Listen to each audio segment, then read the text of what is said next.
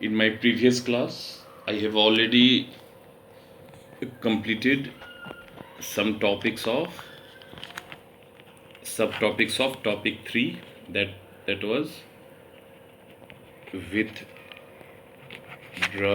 of non cooperation, then formation of Swaraj Party, then effect of economic depression, then Simon Commission. After that, Lahore session, then 11 demands, then Salt March. It is also called that Dandi March. In my previous complete classes, I have discussed these subtopics, that means withdrawal of non-cooperation. As the non-cooperation movement became violent, Mahatma Gandhi decided to withdraw the movement because around 22 policemen were burned alive in Chauri Chaura in Gorakhpur district of UP. After that, some leaders of Congress were of the view that we must participate in legislative or provincial council elections. After that, economic depression affected a lot, mainly the peasants and farmer or the rural area.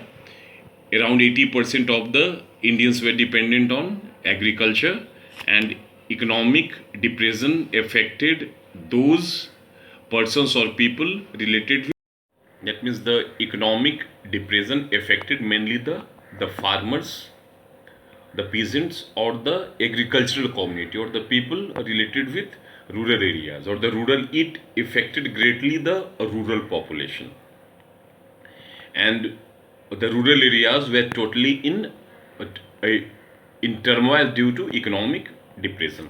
After that, Simon Commission, which visited India in 1928, all political parties, including Muslim League, under leadership of Congress, all parties, including Muslim League, protested against Simon Commission with the slogan "Go back, Simon." The main in that Simon Commission, total 7 members were there, and all were Britishers. There was no Indian members. So the Congress and the other political parties opposed Simon Commission with the slogan "Go back, Simon."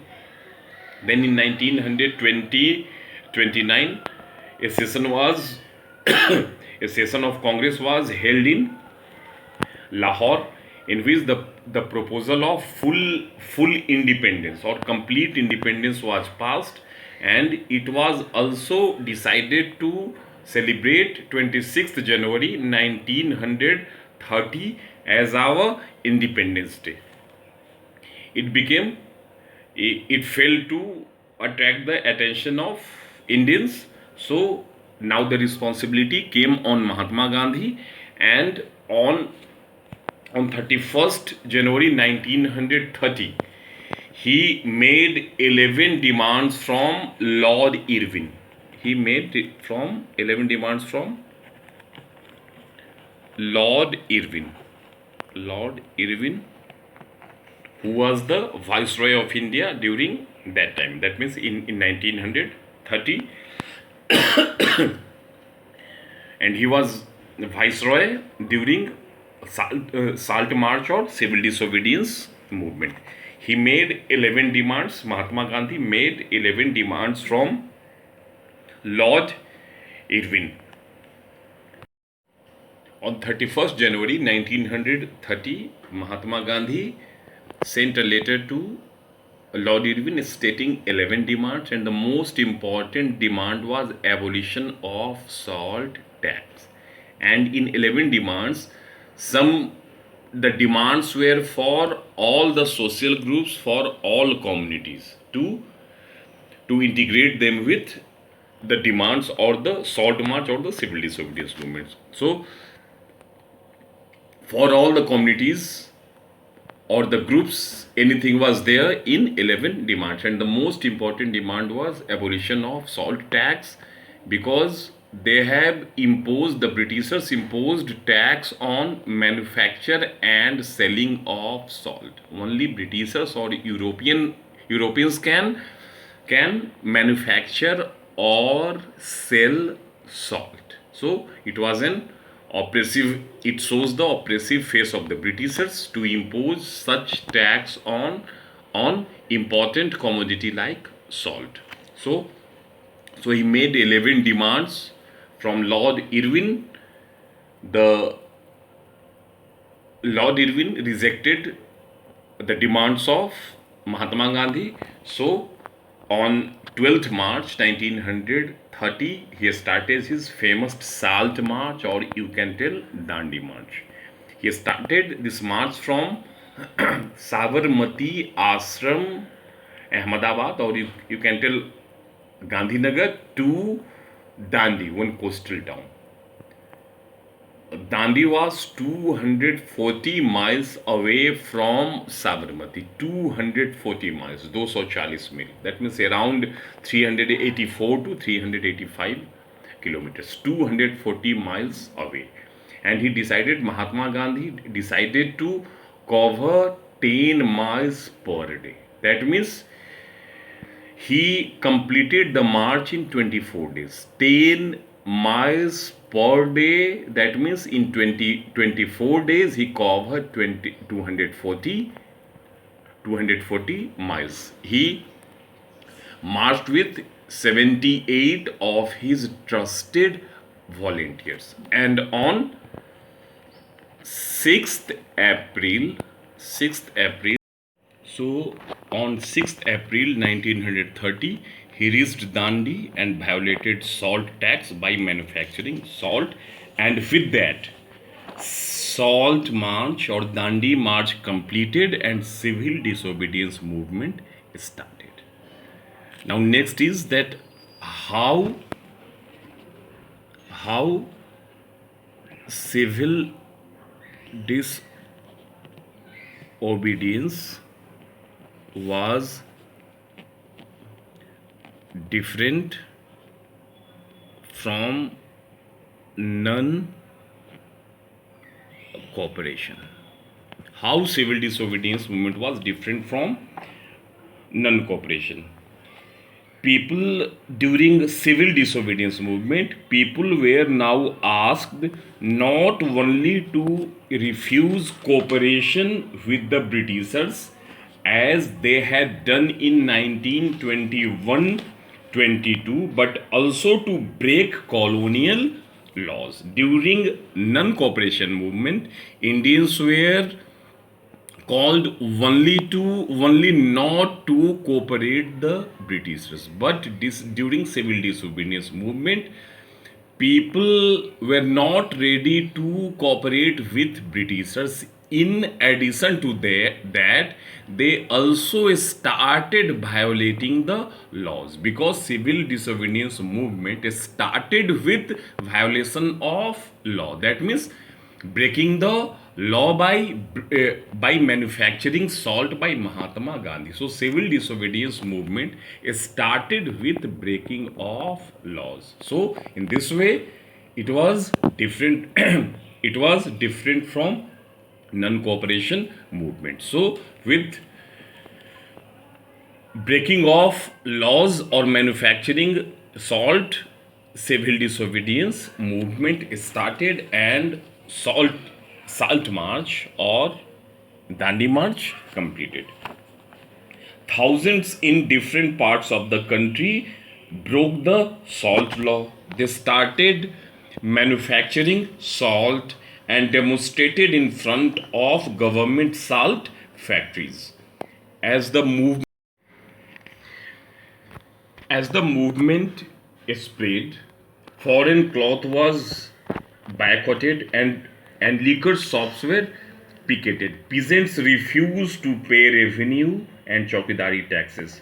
Village officials resigned, and in many places, forest people violated forest laws. That means they started going into reserve forest to collect woods and graze cattle. That means the people started violating the laws. The tribals started violating the forest laws. They started entering into reserve forest and they started grazing their cattle in forest. That means in reserve forest. People, they were not ready to give land revenue or taxes which were collected by the Britishers. They were not giving the chowkidari tax. That means they refused to pay any type of taxes to the government. That means they started breaking laws. And later on, worried by the developments, the colonial government began arresting the Congress leaders one by one. This led to violent clashes in many places. When Abdul Ghaffar Khan, he was also called as Frontier Gandhi. Abdul Ghaffar Khan was also famous as Frontier Gandhi. When Abdul Ghaffar Khan was arrested in April 1930, angry crowds demonstrated in the streets of Peshawar. In that, many were killed. A month later, when Mahatma Gandhi himself was arrested, industrial workers in Sholapur attacked police posts, municipal buildings, law courts, railway stations, all structures that symbolize British rule. A frightened government responded with a policy of brutal repression. Peaceful satyagrahis were attacked, women and children were beaten, and about 1 lakh people were arrested. That means civil disobedience movement became totally violent. The people refused to pay any type of tax. So the British government started attacking on the Indians, the satyagrahis. Mahatma Gandhi and several other leaders like Abdul Ghaffar Khan and other Congress leaders were arrested, and around 1 lakh satyagrahis were arrested by the Britishers. The Britishers also started attacking satyagrahis. At last, it was Gandhi-Irwin Pact. Gandhi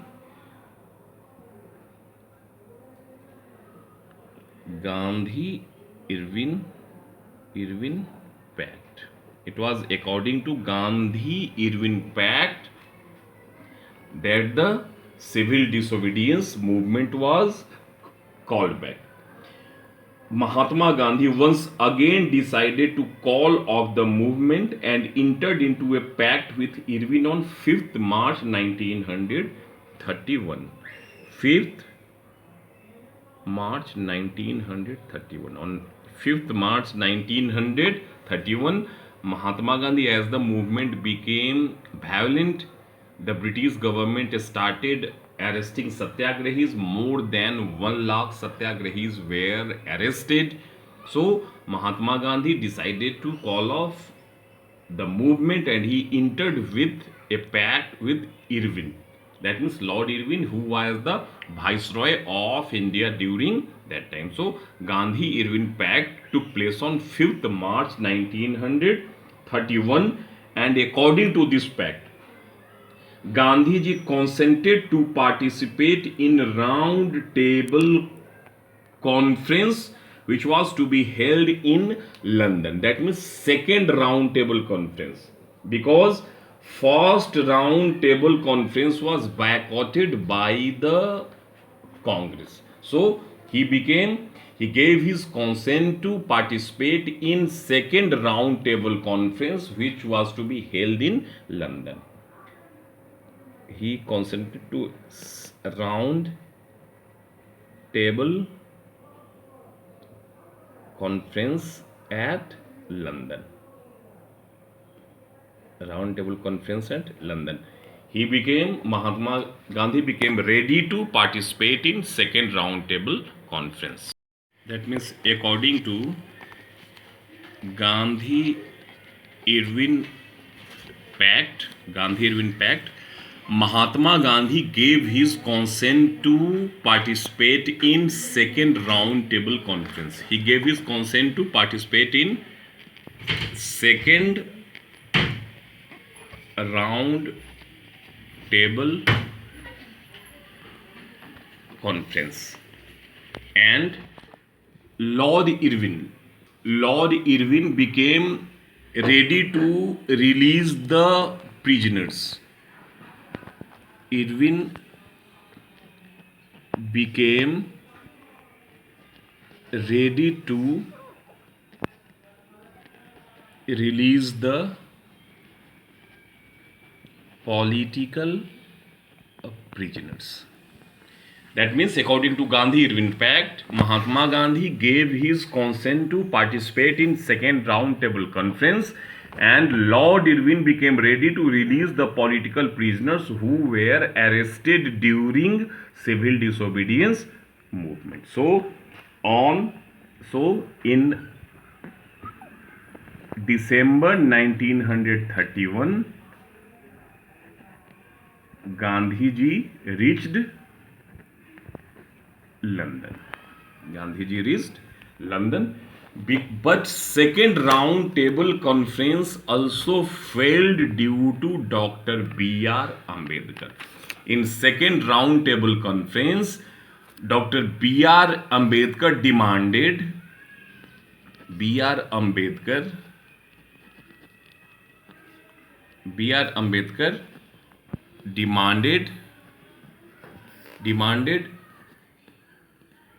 separate electorate for Dalits. Second round table conference failed due to B.R. Ambedkar, who demanded separate electorate for Dalits, and Mahatma Gandhi was not ready for that. According to Mahatma Gandhi, if separate electorate will be given to Dalits, then there will be a great gap between the Dalits and the upper caste. According to Mahatma Gandhi, the gap between the Dalits and the upper caste will widen due to separate electorate. So Mahatma Gandhi was not ready for separate electorate demand of B.R. Ambedkar. So second round table conference also failed. But when Mahatma Gandhi back in India, he discovered that government had begun a new cycle of repression. That means when Mahatma Gandhi returned to India after failure of second round table conference, he saw that the main Congress leaders were arrested and Congress was declared as illegal. Congress को गैर कानूनी घोषित कर दिया गया था and Congress leaders were arrested. Back in India, he discovered that government had begun a new cycle of repression.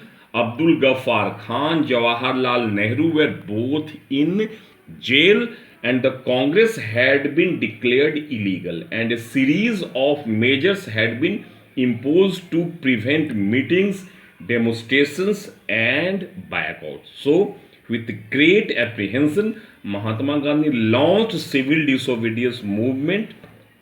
For over a year, the movement continued, but by 1934, it lost its momentum. When Mahatma Gandhi returned to India, he found that all the important leaders of Congress were already in jail and Congress was declared illegal. It prohibited meetings and demonstrations by Congress. That means Congress was declared as totally illegal. So again he, after coming from after coming from London, he again launched civil disobedience movement.